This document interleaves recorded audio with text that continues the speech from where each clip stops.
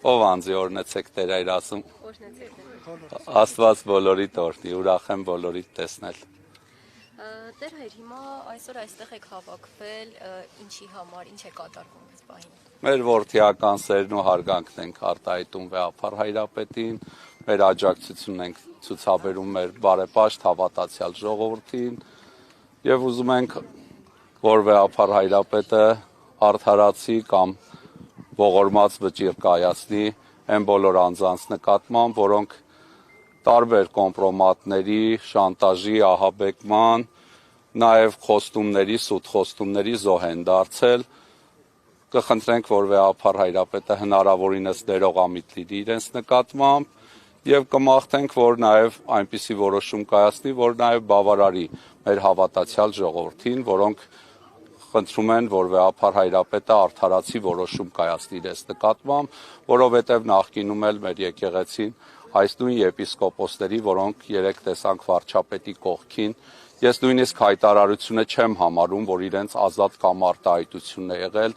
ես կարծում եմ իրենք այդ հայտարարությունը արել են պարտադրանքի ճնշման տակ, կոմպրոմատների, շանտաժի, ահաբեկման, որտեղ նախկին վարչապետի հայտարարություններից կոնկրետ հենց որ վարչապետը քննադատում էր եկեղեցուն, այն բոլոր բաների մասին էր ասում, որոնք ունեն վերոհիշյալ արքեպիսկոպոսները եւ եպիսկոպոսները։ Ինչ ներողություն եք մեղադրում վարչապետի հետ հանդիպման գնացած արքեպիսկոպոսներին, կոնկրետ փաստեր կասեք ինչու։ Դուք ասում եք այնպիսի բաներ ունեն, ասենք նայեք, եթե իրենք առանց Վեհափար Հայրապետի գիտության արդեն վարչապետի հետ հանդիպման են գնացել, արդեն իսկ ապօրինություն է, իրենք դրա իրավունքը չունեին, այսինքն նման ֆորմատով առանց Վեհափար Հայրապետի գիտության, եթե իրենք հանդիպման են գնացել կամ հայտարարություն են հրապարակել, իրենք դրա իրավունքը չունեին։ Վարչապետը նրանց օրինակ շատ հոգևորականների մեղադրում է կուսակրոնության ուխտը խախտելու մեջ։ Կոնկրետ իրենց է մեղադրում։ Ում։ Այդ իր հետ հանդիպվածներին։ Օրինակ, ում անունը կտակ, որը խախտել է կուսակրոնությունը։ Առանց նույնիսկ անունը տալու իրենք այդ բոլորը հասկացել են, նախկինում էլ նման խնդիրներ իրենք ունեցել են։ Ով, բոլորը։ Այդ որ իր շուրջ հավաքվել էին, այն բոլոր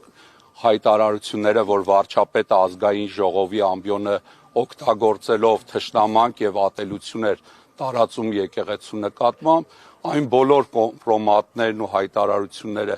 բադ եկեղեցականների, որոնց մասին ինքը ասում էր, հենց իր շուրջն էին հավաքել, ինչ որ առումով Վեհափար այդ հանդիպումով, վարչապետը այդ հանդիպումով, ինչ որ առումով մաքրեց եկեղեցին, այն մարդկանցից, որոնք իրենց կարգին համապատասխան չեն։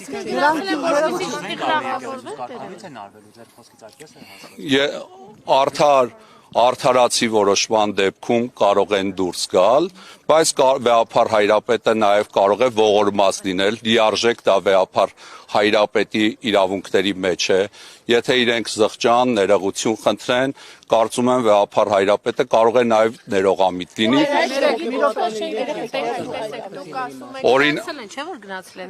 Օրինակի համար, եթե ես լինեի Վեհափար Հայրապետը, իրենք երեկոյան կարգալույց կհռչակվեին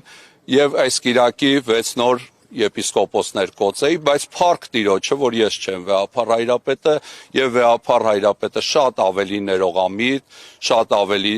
շրջահայաց, շատ ավելի երկայնամիտ անձնավորություն է եւ կարծում եմ կարող է նաեւ իրենցից ոմանց նկատմամբ ողորմած լինել, եթե իրենք զղջան։ Դուք ասում եք այդ խնդիրների մասին, որ դուք հիմա մատնանշում եք, որ կուսակրոնության ուխտ են խախտել եւ այլն, դուք ասում եք գիտեինք։ Ես չեմ բարձրաձայնել այդ մասին, նախ ասեմ վարչապետն է բարձրաձայնել իր տարքել հայտարարություններով եւ ասենք մենք այդ խնդիրները ժամանակ առ ժամանակ բարձրացնում ենք, դրա արդյունքում շատերը նաև կարգալույց են արվել ժամանակին, շատերն էլ զղջացել են, ապաշխարության իրենց համար շրջան է տրվել, փորձել են հետ գալ ապաշխարությամբ եկեղեցի,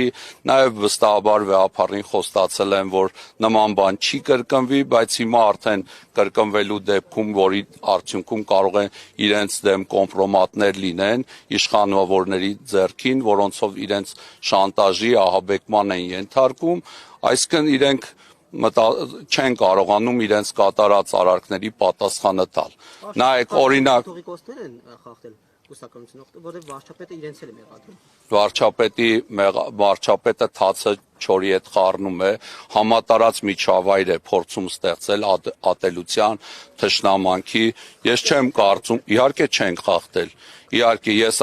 կարծում եմ, որ ի պատիվ իրենք չեն խախտել, դրա համար էլ հաստատուն կերպով իրենք կարողանում են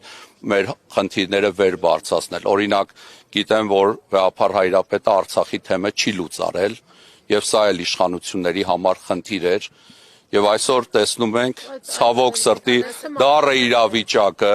երբ ասենք Գաղափար Հայրապետը այն թեմը, որը ինքը չի լուծարել, որ իշխանությունները կուզեին լուծարել, եւ թեմի առաջնորդը վերջի պատերազմի ժամանակ ես չգիտեմ որտեղ է եղել, Արցախում է եղել, թե չի եղել,